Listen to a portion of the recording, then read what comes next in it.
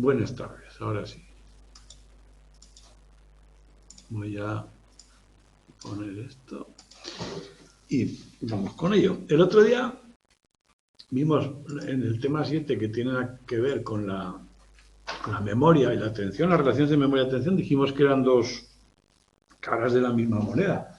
Para desenvolverme en el ambiente necesito tener datos en la memoria y enfocarme en ellos, las dos, memoria y atención.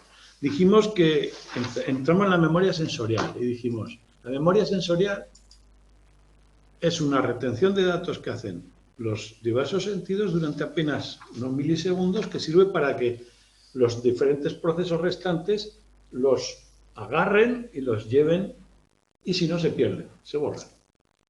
Entonces, el ojo cada vez que ve algo hace como una foto, eso pasa en milisegundos, se capta lo que haga falta o se desecha, porque no me importa, pues aparecerá aquí un tigre, probablemente agarraría el tigre y me saldría corriendo, ¿no? Pues esa memoria sensorial dijimos que tenía una capacidad que parecía de 4 o 5 ítems hasta que Sperling hizo la técnica de informe parcial, en el que en vez de informar de todo lo que veía, le decía qué fila tenía que decir, y entonces decía casi toda la fila. Es decir, parece ser que esa memoria es capaz de captar casi toda la información que llega, por lo menos la visual, y atender a la que nos interese. Y en unos milisegundos la tenemos toda a nuestra disposición, o casi toda, durante 800 milisegundos. A partir de ahí ya se pierde. Entonces, ¿quién es el responsable de que yo agarre la que me interesa y no el resto? La atención. Está ahí la información y la atención decide a cuál voy a atender. En el experimento de Sperling le decía, un tono decía arriba, al medio o abajo. Y tú apuntas arriba, o sea, enfocaba la atención arriba, al medio o abajo. Bien, esa es la cuestión de la atención. Se sabe que además la atención se puede guiar no solo por un tono arriba, medio, abajo, sino por otras muchas señales. Una es el color. Atiende pues, a las letras verdes o las más grandes. En este caso, era mayor, perdón, aquí, el color, el brillo. Con diferentes colores, diferentes brillos, pues dependiendo, por ejemplo, dígame usted las letras rojas, aparecería un tono para indicar las rojas, otro tono para indicar las verdes, o bien una señal de un color. Y en el brillo, pues también. O sea, varias características físicas pueden servir para centrar la atención en la huella de memoria. Ahora bien, la que no parece funcionar, y este es dato importante, son señales categoriales. En el ejemplo de aquí, si yo te digo, dime los números, o dime las letras, me da igual, no funciona. No hay ventaja del informe parcial. No. ¿Por qué? Pues porque yo no tengo una distinción categorial en esa memoria sensorial. Para poder informar de los números y las letras, primero tengo que decidir si son números o letras y eso no ocurre. Ahora bien, si le digo antes de empezar la exposición, dime los números que van a aparecer, entonces sí funciona. Es como que hay una disposición de la atención hacia los números, pero no después. Si es después la señal, no funciona, ¿vale? O sea, las señales válidas son color, brillo y elementos sensoriales. ¿Qué ocurre con el oído? Pues lo mismo. El informe parcial demuestra que se retiene bastante información. Por ejemplo, estas letras las vamos diciendo en 4 altavoces. Si yo le pido que informe de qué letras ha oído, en general, en total, me dirá unas pocas, fallará muchas, desaparece la huella enseguida.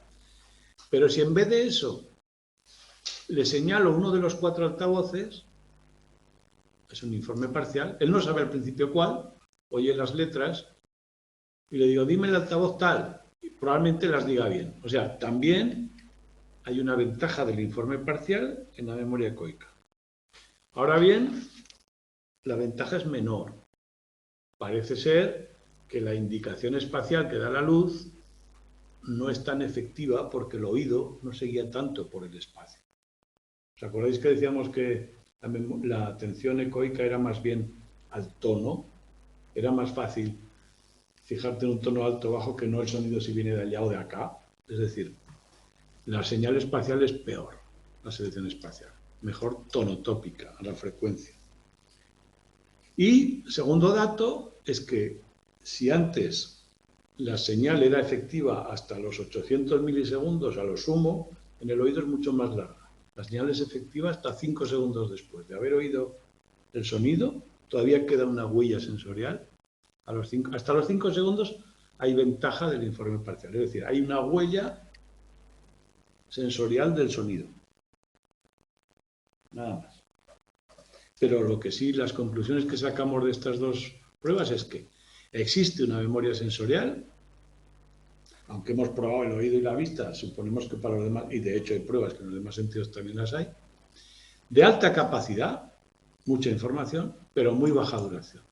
Y entonces, ¿qué hace esta memoria?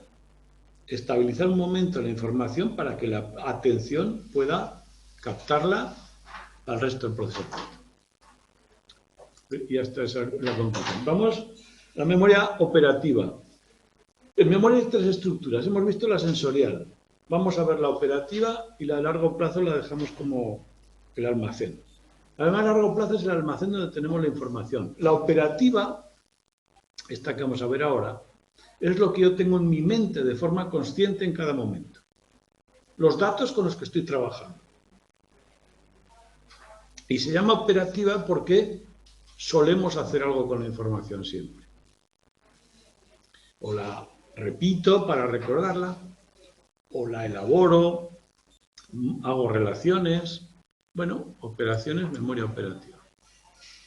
El modelo que vamos a usar es el de Baddeley, que dice que tiene tres partes la memoria operativa. Un ejecutivo central, que es el que manda un poco qué se hace. Una agenda visoespacial encargada de retener información visual. Y una bucle fonológico encargado de retener información auditiva, el sonido. Si yo repito un número de teléfono para que no se me olvide antes de marcarlo, estoy usando la memoria operativa del bucle fonológico. Lo estoy usando repitiendo la información.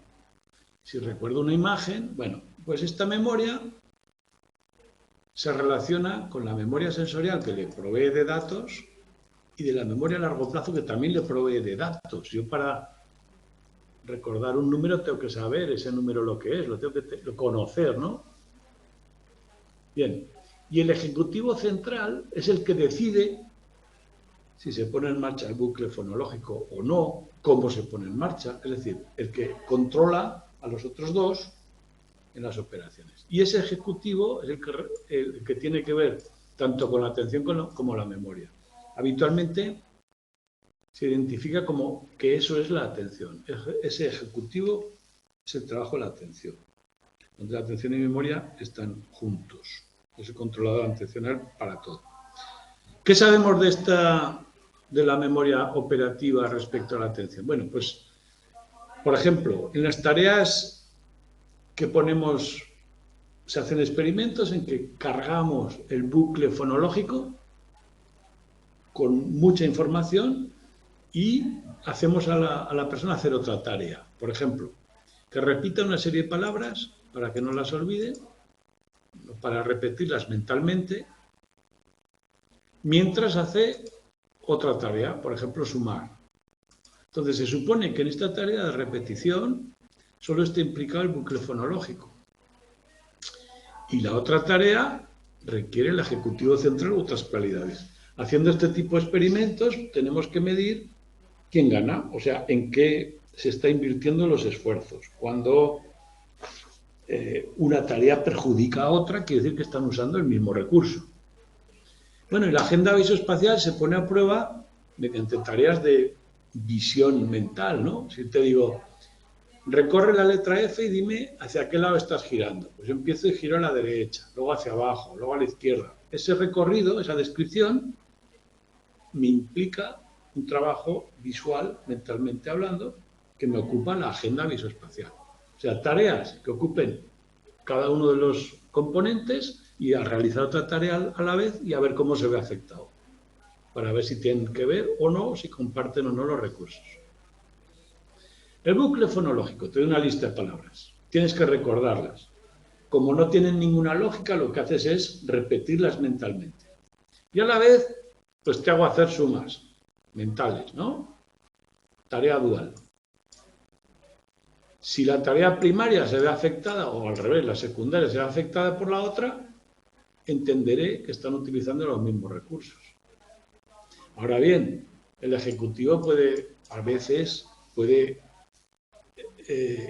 usar una estrategia en la que las dos funcionen más o menos bien. Por ejemplo, repito de vez en cuando esto y hago la suma de vez en cuando, lo que sea, ¿no? Bueno, pues es el trabajo. Y perdón.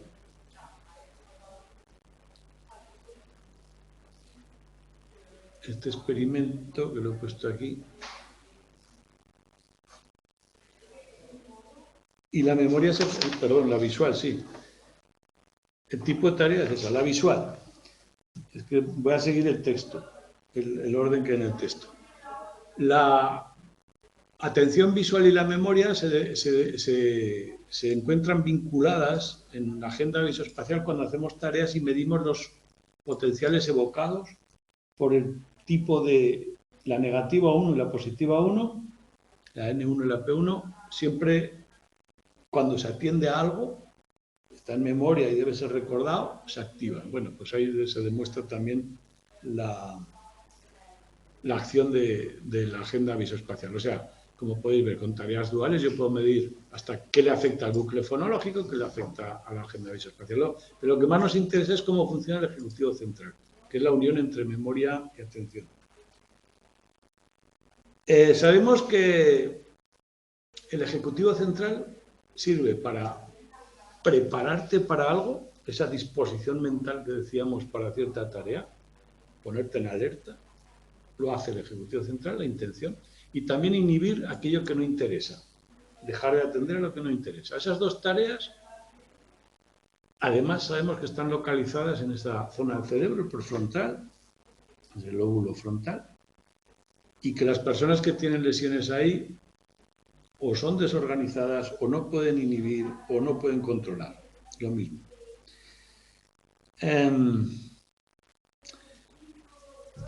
Las estrategias decide que trabaja y no trabaja. El experimento que describe el texto, el de Humphreys, hace una tarea primaria que es una tarea secuencial, una tarea cotidiana. Por ejemplo, hacer una receta, preparar un té, cualquier cosa que requiera una serie de pasos preaprendidos. Y una tarea secundaria para ver en qué medida le afecta a la primaria. ¿Cuántos errores cometo haciendo el té? Sí. O bien, pongo en marcha el bucle fonológico, le obligo a repetir una palabra una y otra vez sin parar. Una palabra muy simple, ¿eh? No requiere ningún problema. De. O una tarea más complicada que le obliga a usar el bucle fonológico y el ejecutivo central. Le digo B1 y él tiene que decir la letra siguiente, el número siguiente y todo el rato. B, C2, D3 y así sucesivamente. Esperamos que esta tarea está utilizando tanto el bucle fonológico por seguir el conteo como el ejecutivo central que debe pensar qué letra viene a continuación y qué número viene a continuación. Y en este grupo solamente el bucle fonológico. Esta sería una variable independiente que de alguna forma va a afectar la variable dependiente. Pues bien, en efecto se encuentran más errores en las personas que están usando el bucle el ejecutivo central. Esa tarea se llama TMT o Trail Making Test, el B1, C2, D3, y este grupo comete mucho más errores a la hora de hacer el T. Pero ojo, se supone que estos errores también si no hay control ejecutivo, es decir, cuando hay error es muy diferente la persona que tiene alterada el lóbulo y gente que no la tiene alterada. Las personas sanas corrigen los errores a tiempo, cometen menos errores y además suelen ser conscientes de los errores. Mientras que las personas que tienen alteraciones en el lóbulo frontal cometen más errores y no son conscientes de ellos.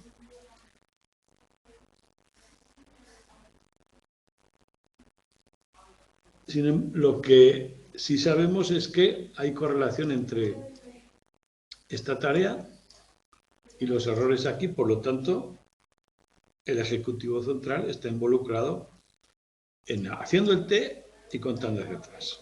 Bueno, veis el tipo de experimento, veis el resultado. Humphreys, la tarea simple de ocupar el bucle fonológico no le afecta a una tarea secuencial, la tarea compleja sí. Un modelo que relaciona la memoria a corto plazo, la operativa, perdón, y la atención de forma directa es el de Cowan y lo describe en el punto siguiente. Es un modelo muy simple. En vez de ser la memoria una estructura diferente de la atención, que están relacionadas como sea, Cowan propone que es lo mismo, solo que la memoria a corto plazo, la operativa, sería la información de la memoria global, el almacén a largo plazo de todo lo que yo sé, que está activa en un momento dado. Si estoy en clase, viendo a la gente y hablando, mi información activa es el aula, lo que tengo que decir, todo eso está activo. Todo lo que veo, todo lo que está a mi alrededor. Ahora bien, yo pongo el foco de atención en algo en concreto, en lo que voy a decir a continuación, no en todo lo demás, si está la ventana abierta o no. Es decir, la memoria activada es todo aquello que está en mi mente en este momento y la atención decidiría en qué estoy plenamente consciente y qué es lo que funciona de forma automática.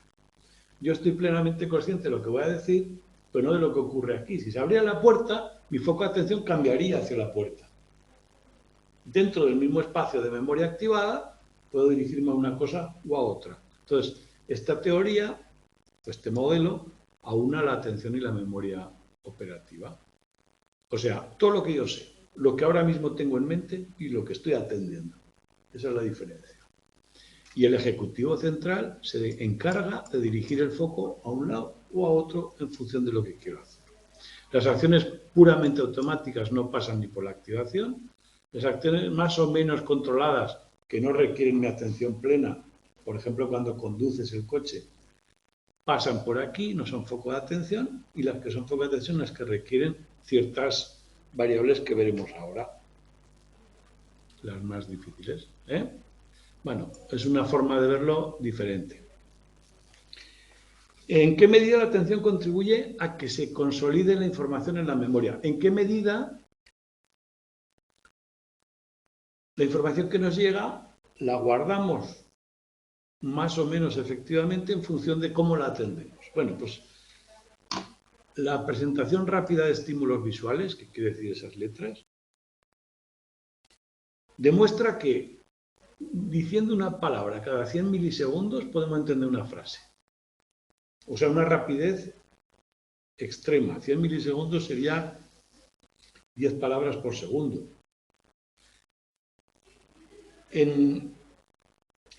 Con esa velocidad podemos entender las frases, podemos captarlas, procesarlas y entender el significado.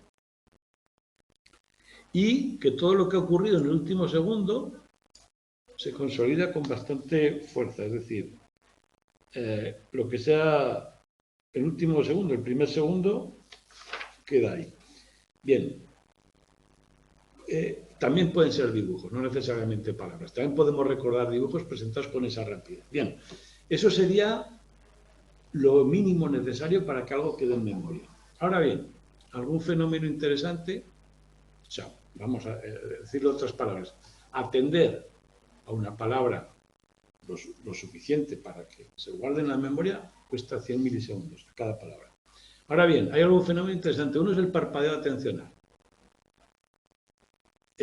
Una vez que atiendo a algo o encuentro un objetivo, hay un momento en que no puedo atender a lo siguiente. Luego vuelve a activarse la atención. Es decir, la atención parece que cuando trabaja, encuentra un objetivo, hay un momento que no puede atender. Y esto es el parpadeo de atención es tal cual.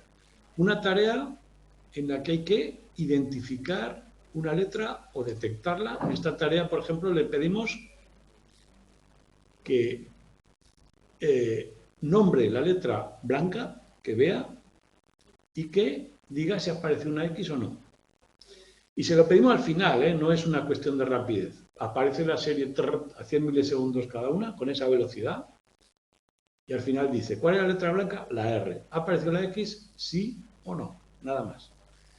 Bueno, pues ocurre que si la X aparece entre 200 y 500 milisegundos después de la R, suele desaparecer, no se detecta. Eso es el parpadeo de atención. 200, 500 milisegundos quiere decir que si van a 100 milisegundos por letra, que entre esta posición y esta posición, entre la más 1 y la más 6, más 1 sería la siguiente, más 2, más 3, entre la más 1 y la más 6, si aparecen esas posiciones, es más difícil detectar la X. ¿Desaparece o no aparece? ¿Cuánto más difícil? Por lo que dice este gráfico, de resultados, si sale, esto. Aquí veis cómo va fallando cada vez más. Esto es el porcentaje de acierto, esto es el detectar la letra blanca, más o menos siempre es parecido. Ahora bien, la X cuando aparece justo a la vez que la R, es decir, la X es la R, no hay problema. Cuando aparece justo después empieza a detectarse menos y aquí, aquí y aquí muchísimo menos. En la posición más 3 prácticamente solo se detecta la mitad de las veces o menos. Luego, cuando aparece un poco más tarde, se vuelve a detectar. O sea, el parpadeo atencional dura de aquí a aquí más o menos. No es una cuestión perceptiva. Las letras se ven, lo que no se atienden. ¿De acuerdo? Eso está comprobado también. Entonces vamos a ver este fenómeno. Si la X es la letra blanca, es decir, la X también es la letra blanca, es decir, aparece en la posición 0, no hay problema. Sabemos que es una X, ha entrado en la atención, no hay problema. Si la X aparece en la más 3, prácticamente es cuando peor se detecta. Y cuando vuelve a aparecer en la más 7, vuelve a detectarse, en la más 6, más 7, vuelve a detectarse con normalidad. Bien. La atención se para ahí. Pero hay un fenómeno curioso, y es la posición más 1. A ver, perdón, esto lo explicaremos, antes de la posición más 1. La explicación de este fenómeno, del parpadeo atencional, nos la proporcionan Chun y Potter, una teoría, una de ellas. Dice que hay dos estadios. Cuando yo recibo la información, en el primer estadio, que es paralelo y ancho, se detecta, pero cuando entra al proceso atencional, cuando tengo que seleccionar la respuesta y atender, es un paso estrecho donde solo puede entrar cierta información. En el momento en que llega la información aquí, el primer estadio es, ¿dónde está? Es una selección tardía, porque en la primera fase va toda la información en paralelo, no hay problema, pero cuando tengo que, o sea, ya sé qué letra es y tal, tengo que responder, en ese momento no puedo atender a otra cosa. Ha aparecido la R blanca, pensar que es la R, la letra blanca, la guardo en memoria y en ese momento no puedo hacer otra cosa. O sea, entrar en la fase estrecha, lo categorizo muy rápido, pero entrar en la fase estrecha de consolidarse en memoria no puedo hacerlo si hay otro ítem en la pista. Y aquí está lo del efecto de la posición más 1 que explican estos autores. Si la letra X aparece justo una posición después de la R, apenas hay fallos. ¿Veis que se detecta bastante bien? Dice, pues si hay parpadeo, ¿por qué la posición más 1 se detecta bien? Bueno, pues dicen que el periodo en que está esta ventana abierta puede ser 200 milisegundos. Entonces da tiempo a que entre la R y esta que aparece 100 milisegundos después que entre también, que se cuele a la vez que está abierta la atención para la R. Pero cuando pasamos a la +2 o la +3 ya no se puede colar y ya no entra. O sea, el modelo de los dos estadios explicaría por qué se cuela la posición +1 a la fase 2, pero no se cuela en las restantes posiciones. Muy bien. Por lo tanto, la atención es requerida para consolidar en la memoria la información. Por supuesto, para detectar e identificar. Pero cuando estoy consolidando en memoria, no puedo atender a otras cosas. Esto se demuestra también mediante potenciales evocados, mediante medidas fisiológicas. En este gráfico se encuentra cuando la tarea es dual, es decir, dos estímulos que atender en la posición +3, esto que hemos visto antes, aquí baja el rendimiento un montón, ¿no? La posición +3 como hemos visto aquí. Bueno, pues a la vez se miden estos componentes de potenciales evocados. Y solo el componente P3, el positivo 3, se ve afectado. La conclusión, o sabemos, que este componente se ve afectado en la posición +3, no los otros. Por lo tanto, ese componente es el que responsable de consolidar en memoria la información. Mientras que los otros, P1 y N1, tienen que ver con la codificación sensorial y el N400 con la semántica, no se ven afectados. No hay ningún problema en identificar o en ver, pero sí en pasarlo a la memoria. Y ya está. Y otro fenómeno muy interesante o muy importante es la ceguera para el cambio. Si vemos una secuencia, normalmente somos capaces de ver que algo ha cambiado. Por ejemplo, en esta foto, bueno, aquí se ve poco porque es pequeña, pero aquí hay una rama y aquí no la hay, ¿no? Bueno, pues el mundo es continuo y nosotros nos damos cuenta de las cosas que cambian. Pero ocurre que si entre una escena y la siguiente hay un blind, una máscara, una interrupción, una pantalla negra o blanca, los cambios pueden pasar desapercibidos de una forma muy sorprendente. Bueno, esto se demuestra con la técnica Flickr, en que se pone una foto, bueno, aquí hay una rama, que aquí no la hay, y si pasan las fotos muy deprisa, como la rama está en una zona poco, no está el foco atencional ahí, puede pasar muchas veces sin darnos cuenta de que cambia la rama. Entonces, la técnica Flickr es poner escenas de este tipo y ver cuándo el sujeto detecta el cambio. A más tarde lo detecte, más ceguera para el cambio hay, ¿no? Bueno, pues este fenómeno parece también que tiene que ver con el bueno, es como el parpadeo de atención. De alguna forma, si el cambio no está en el foco de atención, donde yo estoy mirando, no lo detecto. Es más sorprendente aún, y esto lo veréis en internet, en este vídeo si queréis verlo, ahí está el enlace. Es muy curioso que nos cambian una persona con la que estamos hablando y no nos damos cuenta si hay una máscara en medio. En el vídeo que podéis ver, hay varios, ¿eh? A uno le cambian el recepcionista del hotel, no se entera, se agacha y vuelve a levantarse otra persona. En este señor le pregunta por una dirección o lo que sea, en medio de la pregunta pasan por ahí con una puerta y se cambia la persona y la señora ni se da cuenta. ¿Por qué? Sí, los podéis mirar, sí, están ahí, los dos y hay muchos más. Entonces, la cuestión es, ¿por qué? Pues ocurre que, al parecer, nosotros nos fijamos, la atención se fija en cuestiones esenciales, en qué me están preguntando. Todos los demás rasgos, si la máscara me impide consolidarlos o no son foco de atención, no me importan, desaparecen y no ocurre nada. Entonces, la clave de esto es, si están fuera del centro de atención, a veces incluso en el centro de atención, con una máscara se produce la ceguera para el cambio.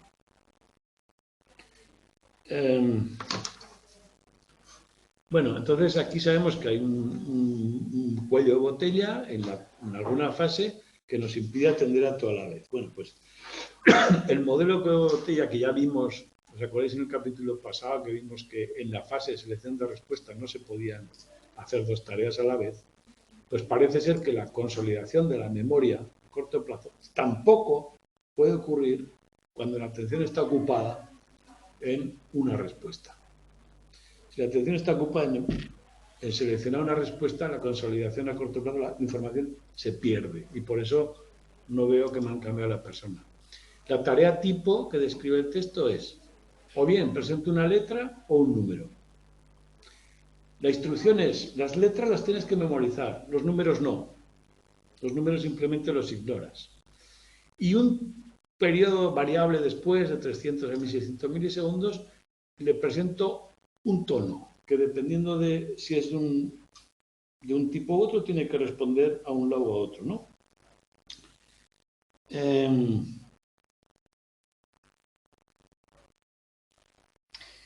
Si es alto o bajo tiene que dar un botón o otro.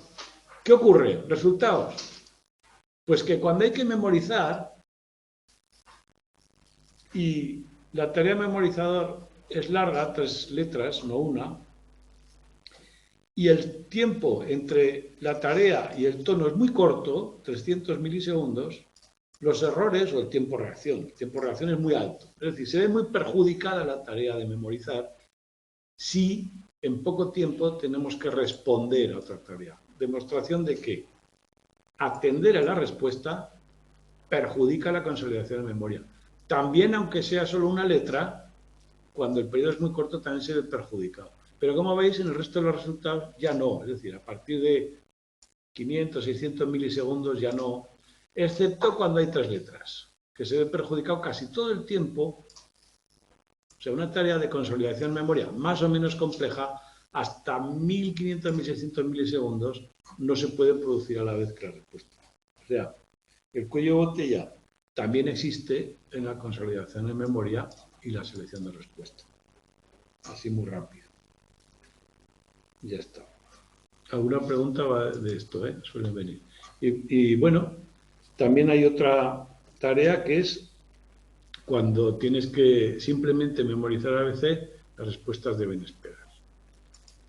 Y no hay bloqueo total porque se ha demostrado, curiosamente, que cuando parece ser que la respuesta está totalmente inhibida, pero no es verdad, porque si yo preparo una lista de palabras para memorizar, 20 palabras, que sea, y luego te pido 2 respuestas, sí o no, a 2 palabras de estímulo. ¿Está o no está? ¿Está o no está? Separadas muy poco, 250 milisegundos. Pues resulta que si las 2 palabras, estímulo, están las 2 o no están las 2, la respuesta es mucho más rápida que si una estaba y la otra no. O sea, si son congruentes, la respuesta es más rápida que si son incongruentes. Algo de la información ha tenido que pasar, la comparación de las 2. No es un bloqueo total, sino que aquí han pasado apenas 250 milisegundos, pero si la respuesta a la palabra 2 es la misma que a la 1 se produce mucho más rápido. ¿Bien? O sea que algún proceso sí que ocurre en paralelo. Y el último punto es el... 2 puntos. El aprendizaje implícito. Este es muy curioso. El aprendizaje implícito se supone que ocurre sin conciencia, que yo no sé por qué, pero mi destreza cada vez es mejor. Bueno, pues la tarea esta que vimos en otro capítulo, que era simplemente apretar el botón que se enciende, hay 5 botones, 5 luces, y yo le doy al botón que se va encendiendo. Es muy rápida, pero solo es eso. Se mide el tiempo y los errores. Entonces, si una secuencia, por ejemplo, las luces ABC se encienden siempre con un orden, aunque yo no sea consciente de ese orden, porque son cada 10 letras, al cabo del tiempo, sin darme cuenta, soy mucho más rápido. Se produce aprendizaje implícito. Entonces, como podéis ver, la secuencia regular hace que el aprendizaje sea más rápido. Y los sujetos en general no se dan cuenta de que la secuencia se repite. Y aunque se den cuenta, con pacientes con el síndrome Korsakoff que tienen afectadísima la memoria, y eso sí que no se dan cuenta, también ocurre. También cuando hay una secuencia, el aprendizaje es más rápido y la respuesta es más rápida. O sea, hay una mejora de la atención de forma inconsciente, implícita. Ahora bien, ¿hasta dónde llega el límite de esto? Pues resulta que si la tarea es un patrón muy simple, es decir, después de esta letra, después de esta luz, siempre se enciende esta, un patrón de después de A siempre va a C, se aprende muy rápido y no hay problema. Pero si la asociación es más compleja, es decir, por ejemplo, tras la A va la C, solo si antes va la B, y tras la A va la D si antes va la C. Es decir, hay que hacer una evaluación de alto nivel que requiere atención, entonces no hay mejora. Solamente cuando el proceso es automático, no atencional, la secuencia ayuda al aprendizaje implícito sin consciencia, pero cuando requiere un proceso atencional de alto nivel, de enfocar y ver qué está ocurriendo, ya no ocurre, ya no funciona. O sea, las relaciones predictivas requieren atención, las otras no. Esto es respecto al aprendizaje implícito, que se puede aprender sin hacer nada. Y por último, el último punto de este tema es la destreza. Cuando yo hago una tarea, por ejemplo, siempre ponemos el mismo ejemplo, conducir. Yo para conducir, cuando llevo muchas horas, ya no tengo que pensar en eso. Mi cerebro va de forma automática. Entonces, asumimos que los procesos automatizados por la práctica son dirigidos por estímulo, no intencionales, van solos, se inicia, va entero, sin interferencias de atención, a no ser que ocurra algo inesperado, funciona perfectamente, mientras que un proceso controlado es lento, requiere esfuerzo, requiere consciencia. Bien. Entrenar una destreza sería automatizarla, y la práctica haría que usara menos recursos atencionales. Bueno, pues hay un experimento que es el paradigma de búsqueda en memoria que mide esto, a ver qué variables hacen, si una destreza se automatiza, la hacen que no tenga exigencias de atención. Bueno, pues el experimento, como veis ahí, es detectar una letra, esta del conjunto de memoria, la tiene que detectar si está aquí o no, y en función de si hay que detectar una o dos, o sea, si son más grandes los estímulos o más pequeños, y sobre todo si la letra está rodeada de otras letras o rodeada de números. Claro, es más fácil detectarla, está rodeada de números. Bueno, pues en estas condiciones, o correspondencia variada, es decir, el tamaño del conjunto de memoria, el tamaño del marco es lo que varía también, y consistente, pues siempre son letras y números, es decir, esta es más fácil de detectar. Bueno, pues la destreza solo mejora cuando la correspondencia es variada, es decir, cuando son letras, aquí no hay mejoría nunca, porque desde el principio funciona muy bien. Solo el tamaño tiene efectos, es más fácil o más difícil, solo cuando la tarea es difícil, es decir, letras entre letras, por lo tanto, cuando requieren atención. En este caso, parece ser que no requieren atención, porque la letra entre números es más fácil de distinguir y no hay efectos del tamaño de ningún tipo. Por lo tanto, la destreza y el automatismo tienen su justificación. Ahora bien, parece que no son tan diferentes, y Logan tiene una teoría diferente. No dice que son procesos diferentes, sino que son los mismos. Para Logan, una tarea automatizada es una tarea que la que tengo más ejemplos memorizados. Es decir, con la práctica van pasando a la memoria ciertas acciones ante ciertos estímulos que solamente tengo que recuperarlos de la memoria. Recuperarlos de la memoria es una tarea de la atención, es decir, la atención se usa siempre, tanto en los automáticos como en los controlados, solo que en los automáticos tengo algo en la memoria, lo recupero más rápidamente que cuando es controlado, que no tengo ejemplos y tengo que construirlos. Esta teoría tiene datos a su favor, que es este experimento en el que el tiempo de reacción va mejorando a medida que tengo más experiencia con algo.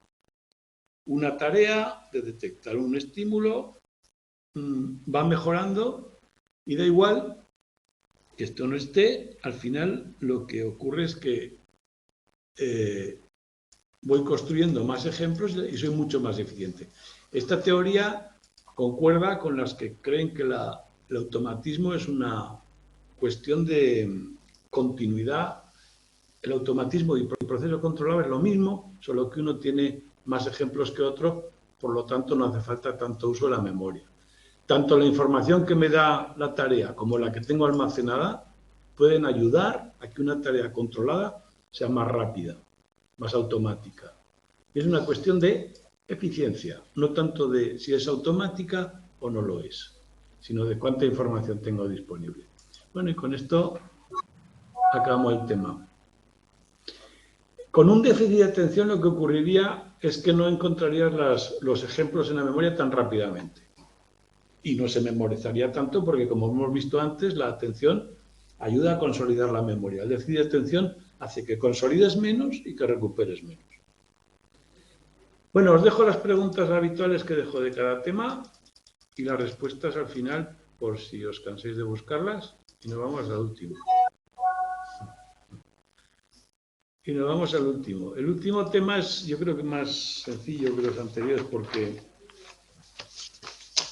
no es tan técnico en el sentido de que habla de conceptos un poco más vagos, menos técnicos, como son el error humano, ¿no? La atención es la que hace que hagamos las cosas con cierta calidad y cuando falla, los errores, en ciertos oficios son errores muy, muy duros, pues habla de eso. Carga mental, conciencia y error. Y lo que hace primero es definir qué es la carga mental, que yo creo que es fácil de entender. Una tarea que requiere atención requiere más o menos atención en función de la complejidad de la tarea, pero también en función de mi capacidad atencional, ¿no? Entonces, la carga mental es la razón entre la capacidad que necesito para la tarea y la que tengo. Tan simple como eso. Mi mente tiene una serie de recursos. Puedo estar más o menos activado, más o menos dormido, pues estar drogado. Y puedo poner más o menos esfuerzo, más o menos ganas en una situación. Esas tres variables serían la capacidad disponible. Y la que exige la tarea depende de la tarea. Entonces, la conjunción entre ambas es la carga mental. La carga mental a veces es también subjetiva. A veces una tarea se me hace más dura que otra, cuando a lo mejor no lo es. Bueno, pues como hay límites en las tareas, que ya los hemos visto en todos los capítulos, hay tareas que estructuralmente no las puedo hacer, otras que les falla recurso, otra energía, pues bueno, afectarán a unas variables. La carga mental yo creo que es un concepto muy fácil, ¿no?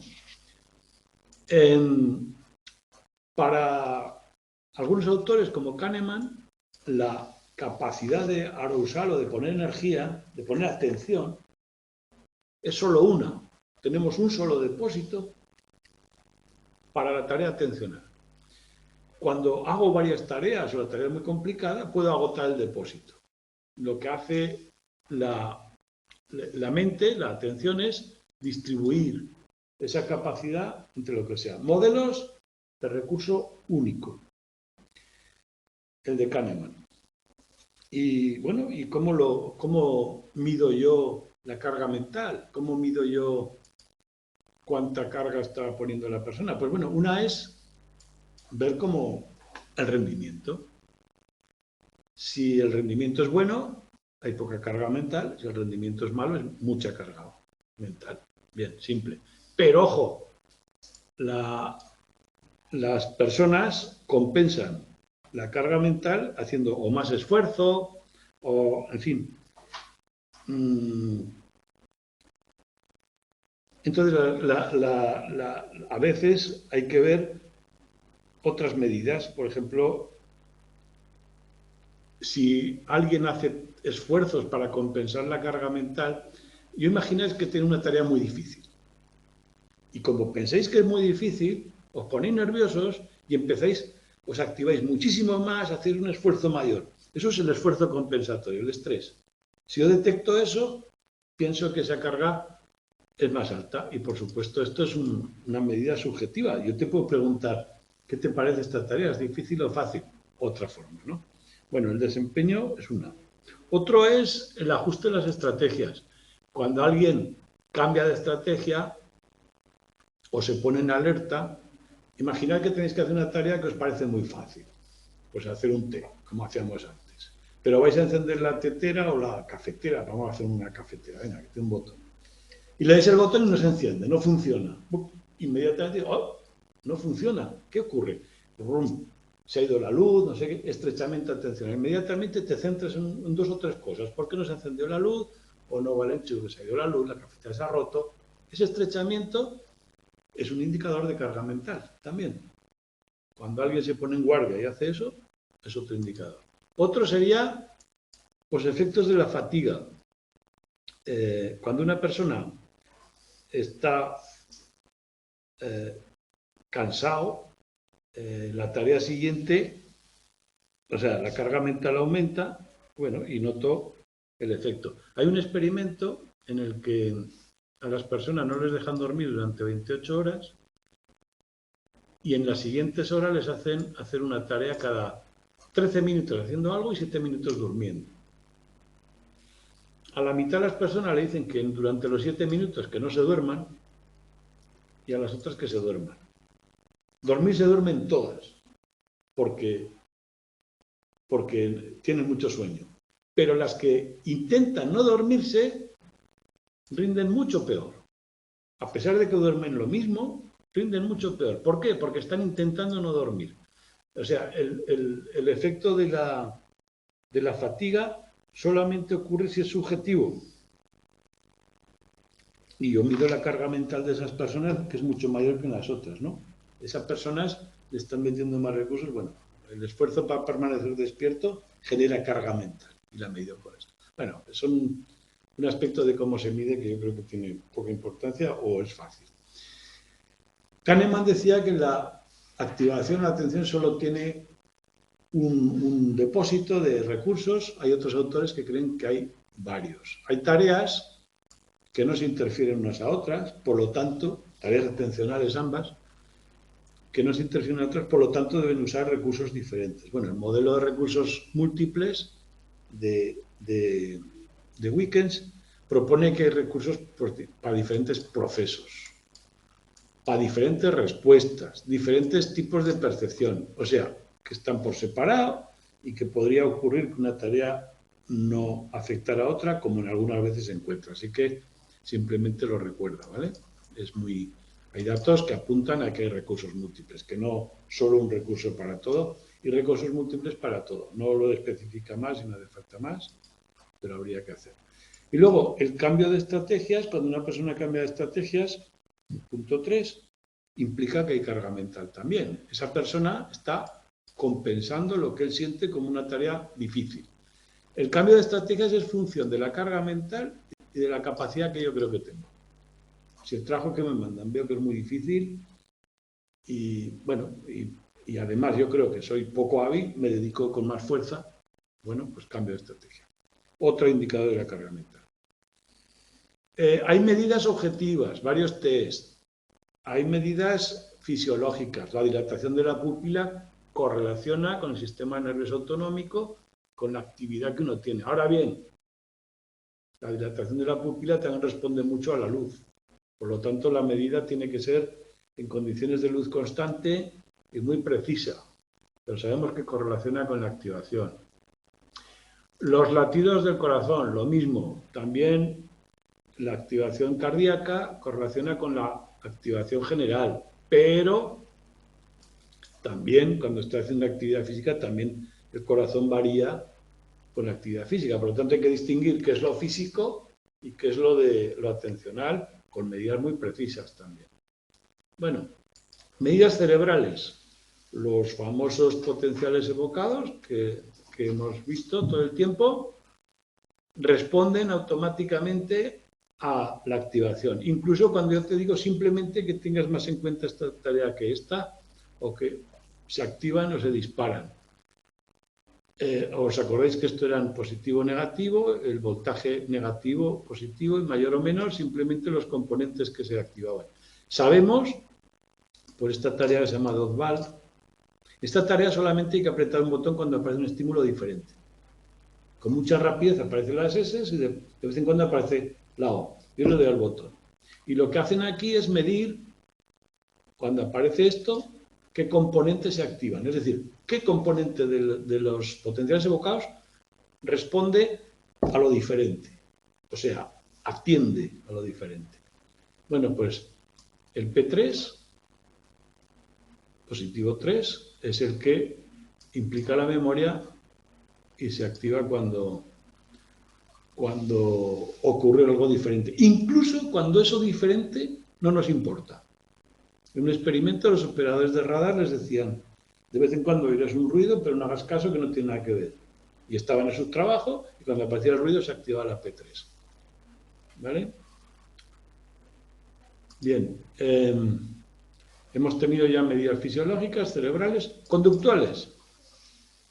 Yo te pongo a hacer una tarea y de vez en cuando te pido otra, que es responder, bueno, una tarea es decir, como era, 2 letras si son iguales o diferentes, y otra es presionar un botón cuando aparece un tono.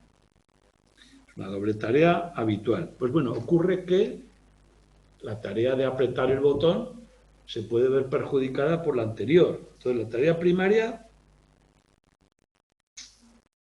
la tarea secundaria es apretar el botón, el tono que permitirá sondear la carga de la tarea primaria. Si la tarea primaria es muy complicada, la carga mental es suficiente, perjudicará a la secundaria. Bueno, pues hacemos el experimento y resulta que decir si las 2 letras eran iguales o diferentes la tarea primaria, apretar un botón, la tarea secundaria. Pues resulta que cuando la secundaria coincide con la segunda letra, cuando tengo que dar la respuesta, es cuando se ve perjudicada.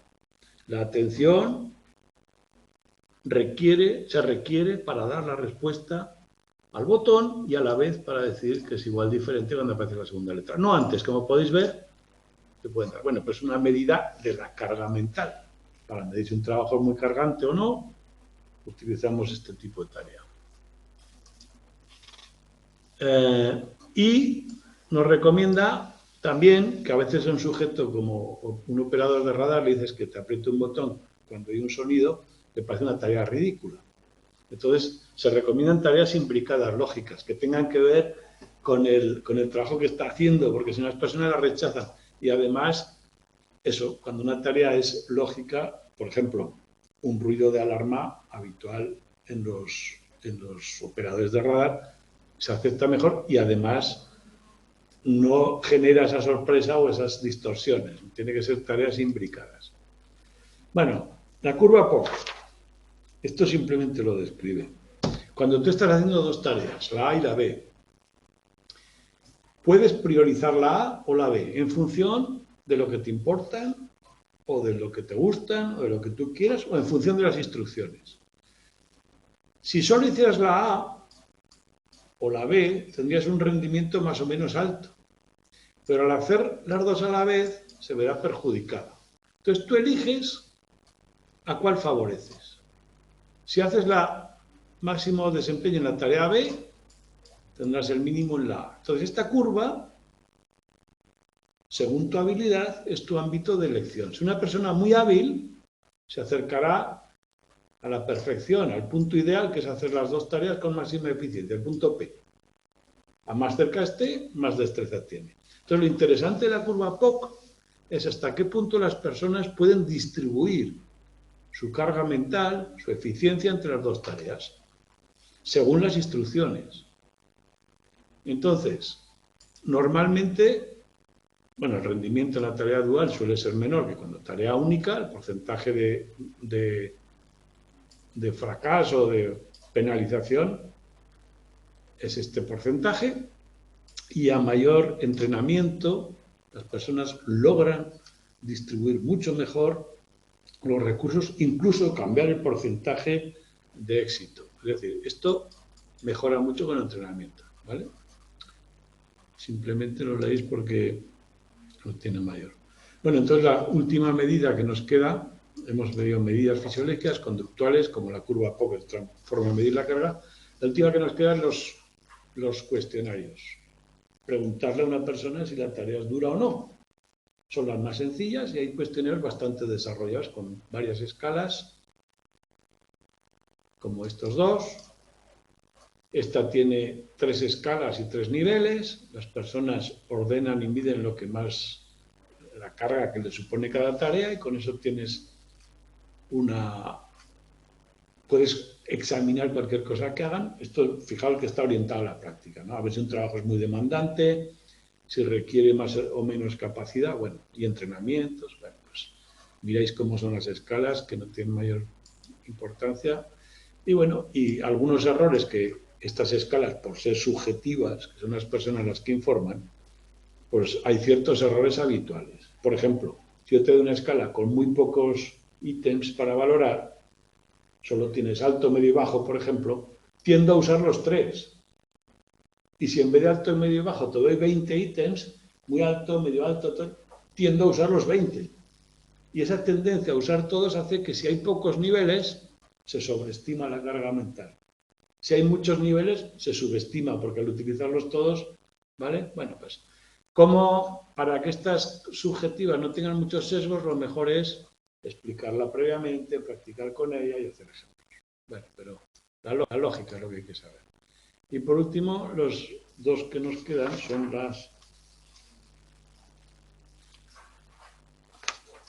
A ver si cambia. Otro error que suele ocurrir es que las escalas emocionales, las de esfuerzo, las que implican una valoración de algo duro, pues podían contaminar los resultados. Entonces, que a lo mejor no hace falta tanta escala para medir la tarea. Simplemente le pedimos que clasifique la tarea si es difícil o no. Pero resulta que la clasificación unidimensional sin práctica previa tampoco funciona muy bien. Con esta, si le pedimos a alguien que diga el esfuerzo que tiene una tarea, no correlaciona con esta por separado. Bueno, y por último, el último error, cuando una tarea es dual, cuando hago dos cosas a la vez, aunque sean más fáciles que una sola, por el mero hecho de ser dos, suelo valorar que son más cargantes. Una más difícil se percibe como menos cargante que dos más fáciles, aunque juntas no lo sean. Se sobreestima. Bien, entonces, ¿qué medida elijo? Pues hay una serie de criterios que son bastante lógicos. ¿Qué medida elijo? La más fiable, es decir, que dé siempre los mismos resultados, no que cada día sea un resultado. La más fiable en el uso, sea fácil de aplicar. La más sensible, es decir, que si hay diferencias que las detecte, y también la sensibilidad temporal, si hay cambios en el tiempo. Que sea poco invasiva, es decir, no tengo que interrumpir el trabajo, no tengo que ponerle 14 electrodos. Que sea aceptada por el sujeto, por supuesto, si no, no va a funcionar, es muy difícil. Y que sea diagnóstica, es decir, que me diga qué cosas hay que cambiar y qué cosas van bien para poder adaptar el puesto de trabajo. Bueno, estos criterios son bastante lógicos. Conciencia situacional, ¿qué es esto? Yo cuando estoy haciendo algo, cualquier cosa que haga, tengo una composición, un modelo mental de la situación. Eso se llama conciencia situacional y requiere atención y memoria, tanto operativa como a largo plazo. Claro, el rendimiento y la memoria tienen mucho que ver y no tiene nada que ver con la carga mental. El modelo situacional puede ocupar memoria, pero una cosa es la carga mental de la tarea y otra la cantidad de cosas que tengo que tener en mente. Imaginaos un puesto de control con 1000 botones, eso que tengo que manejar, la tarea puede ser muy simple. Entonces, pueden ser independientes. Bueno, pues hay medidas de la conciencia situacional, también las personas nos dicen, o simplemente le preguntamos qué se acuerda de lo que había en la situación o no se acuerda, a ver qué modelo tiene cada persona. Luego también habla de la conciencia colectiva, hay muchos trabajos que hay que hacerlos con otras personas y deberíamos compartir el modelo, la conciencia, o comunicarla bien. coordinarla bien. Bueno, es para leer, no es difícil. Y por último, el error humano. Los errores atencionales ocurren a menudo. Entonces dice, según algunas teorías, cuando una acción es automática o de bucle abierto, por comparación con una operación con atención o de bucle cerrado, que sería cuando hay control consciente, cuando se pone en marcha un programa motor, una acción automática que le llama programa motor, puede cometer errores si no se aplica bien, y según Reason se dedica a ver qué tipos de errores se cometen y encuentra muchos tipos. Errores de discriminación, de elegir el plan no bueno, que durante los pasos me equivoco de uno a otro, o bien que el contexto no he aplicado la receta, en fin. Clasifica los errores, nada más. Hay otra concepción que nos describe, que es la de Norman, que se basa en esquemas. Para él, lo importante es los planes. Todo lo hacemos con planes, pequeños esquemas o esquemas muy complejos que se subsumen unos en otros, que unos llaman a otros. Yo hago un plan, hago un guión, esquemas y subesquemas, y los esquemas son formas de ver la realidad que hemos visto en otros ejemplos. ¿Cómo ocurren los errores? Pues ocurren cuando no pillo el esquema bueno, la intención, activo esquemas equivocados o se desactivan antes de hora, o bien que no se encadenan como se deben y se corta la acción.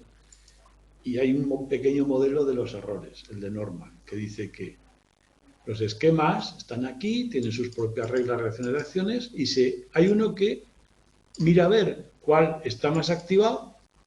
Hay un estímulo externo, se activa un esquema. Por ejemplo, veo un perro rabioso, esquema, huir. El dirimidor de conflicto dice, ¿qué esquema está activado? El de huir. Se selecciona automáticamente y salgo corriendo. Si no hay atención consciente, ese es el proceso. Ahora bien, la atención consciente la hace el SAS, Sistema Atencional de Supervisión, que pone la voluntad y dice, para, que ese perro no me está ladrando a mí, que está ladrando porque alguien le ha hecho daño. Activa o inhibe el esquema ese que se ha puesto en marcha, lo inhibe o lo activa, no lo puede cambiar, no puede cambiar la potencia ni elegir, pero los activa, los inhibe. Y ese sistema sería el puramente atencional, el selectivo. Y bueno, y este esquema o este SAS funciona cuando no hay esquemas, una tarea nueva que no sé hacer, cuando cambian las condiciones, cuando voy conduciendo en automático, pero te aparece un obstáculo, cambian las condiciones, o cuando tengo que hacer un plan o tomar decisiones, solucionar un problema nuevo, o hay dificultades inesperadas, o hay que superar ciertos hábitos o tendencias que tengo automatizadas. Bueno, ¿veis el modelo? Simplemente explica el error por este sistema de activación, o bien en el formato automático, o bien con la intervención del atencional. Y esto era todo. O sea, los errores habituales son o funciona el esquema que no debe, o se desorganizan y no funcionan cuando deben, cuando todos tienen un nivel parecido de activación y salta uno o salta otro casi al azar, o bien cuando se pone en marcha y no puedo pararlos porque el SAS no funciona. Y eso es lo que le pasa a algunas personas con problemas en el lóbulo frontal. Y con esto acabamos. Las preguntas de este tema están aquí y las respuestas también. He estado en los exámenes y veo que en los últimos años no se han colgado las respuestas. Mira, yo lo de los exámenes no lo sé, pero estas que te pongo yo aquí, que son de repaso, que son 30 o 40 de cada tema que os he puesto, al final están las respuestas, así que no hay problema. Y yo te aconsejo que no busques las respuestas, sino que las busques en el texto. Porque si tú te dicen, muy bien, la A, bueno, pues eso, las de autoevaluación no hay problema. Los exámenes, búscalas en el texto, porque de esa forma no solo verás si es la A, sino verás por qué es la A y además verás 2 o 3 preguntas más que te pueden hacer del mismo párrafo de otra manera. ¿Y por qué no es la B y la C? Es decir, repasarás sin querer. Y si alguna no la encuentras, pregúntame, mándamela por correo. Es mucho mejor, aunque te cueste más. Porque solo que te digan A, B, C, no te soluciona nada, no aprendes nada. Simplemente dices, he fallado, voy a acertar. ¿De acuerdo? Pues bueno, mucha suerte y lo dicho antes. No espero no ver a nadie el año que viene, que estén todos aprobados.